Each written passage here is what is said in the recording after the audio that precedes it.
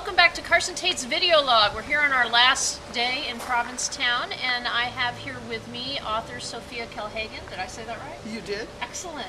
I've been practicing all day. Sophia good. Kell Hagin, Sophia Kell Hagin, Sophia Kell Hagin. Oh, God help you. All right, so that's all. It's a wrap.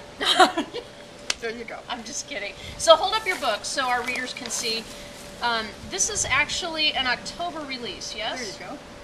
Yes, it's just come out. Whatever Gods May Be just released this week, and I have to tell you that I now consider you the lesbian Tom Clancy. And in my book, just so you know, that's a huge compliment. Oh, that's great. I have a confession. I've never read Tom Clancy. Okay, well, that's even cooler. I have seen the movies. Does that count? Yeah, it All counts, right. but it's like even cooler because you didn't steal anything. No. No, he has a character that runs throughout some of his novels that started as a young soldier. Yeah, right. Jack Ryan. Yeah. I've seen the movies. And yeah. John Clark also. Oh, and, I don't know and about this, your character, Jamie Gwynmorgan. Gwynmorgan, yes. Is just an amazing character. So You like her, huh? I do. I really good. do. Good. So she's really young. Oh, she's a kid. She's like 17, right? Yeah, when it starts. Right. Yeah, she's 17. So Just 17. What inspired you to create this character? A bunch of things. I wanted to write about why people go into the military, people who are uneducated, and I felt like it's almost in a way a political commentary, or at least it's got a political kind of subtext or sub-story in there about, you have to be poor to do that. You have to. It doesn't pay well. It's and it's very dangerous. And so there's a tremendous, there's need and there's a kind of desperation to it. And I wanted to. I know that we're soon going to be in a time when there isn't going to be don't ask, don't tell. We're at the end of that. Right. Can't tell when, but soon enough. And we're also. It's becoming pretty clear that women can do combat. Some women, if they qualify.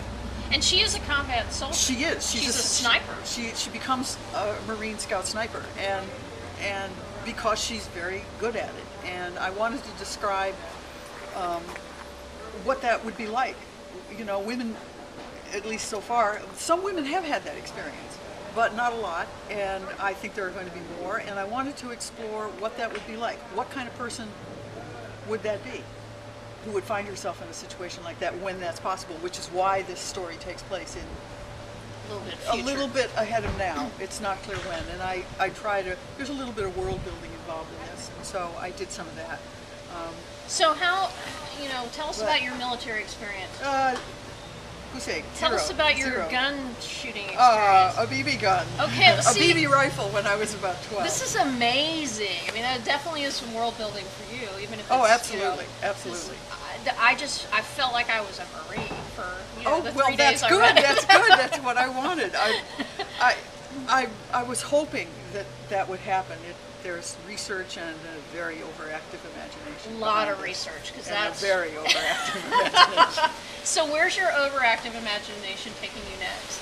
To what happens to her after this story, and I'm not going to say a whole lot more. That's than that fine, but I'm just really glad we're going to get to find out. Yeah, we will.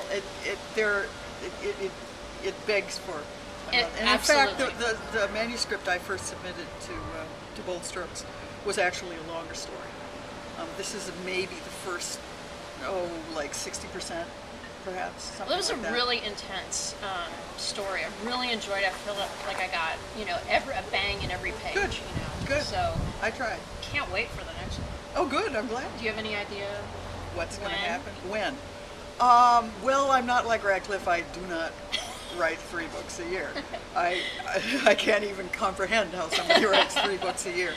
I also, Da Vinci has an expression.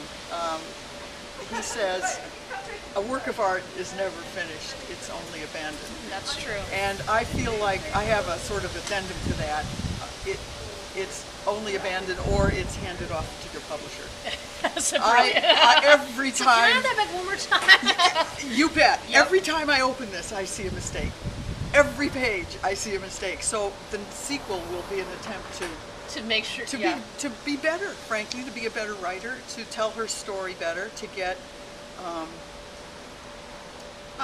maybe not into her head more, but to understand her environment more, the world around her. There's a lot about one of the assumptions here in the kind of combat arena she finds herself in is that the United States is no longer fighting an enemy to which it's superior in that kind of colonial way that we've been superior for, well, a long time. And you know, what happens when you have an enemy that has the same technologies that you do? Yeah. What really happens? And that gets explored. There's a lot that gets explored indirectly here, and then it's a story about this young woman. And the cool thing about that is it is a book you will read over and over again because you want to get those nuances. And I hope so. And when I put it down, I knew that I was going to be reading it again. I read it mostly this time for just the character, you know, and learning more about her. But I know I'm going to return to it for the world building you did, for the other nuances. Good. I'm glad. I have to say, she seduced me. I feel like I met her, and as I said to somebody earlier this week, you know, sometimes she lies, and not intentionally, but she'll omit. She'll not quite deal with the difficult realities of where she came from or what she has to face next, and she doesn't want to talk about it. And well, I have to come back again and again to get her to talk about it. I hope she opens up to you. She is. She's been pretty good. We'll get that next book soon. And thank you, Sophia. Really appreciate you joining us again. Thank you. So this is Carson Tate's video log in Provincetown with Sophia Kell Hagin. Whatever gods may be, buy the book. Signing out.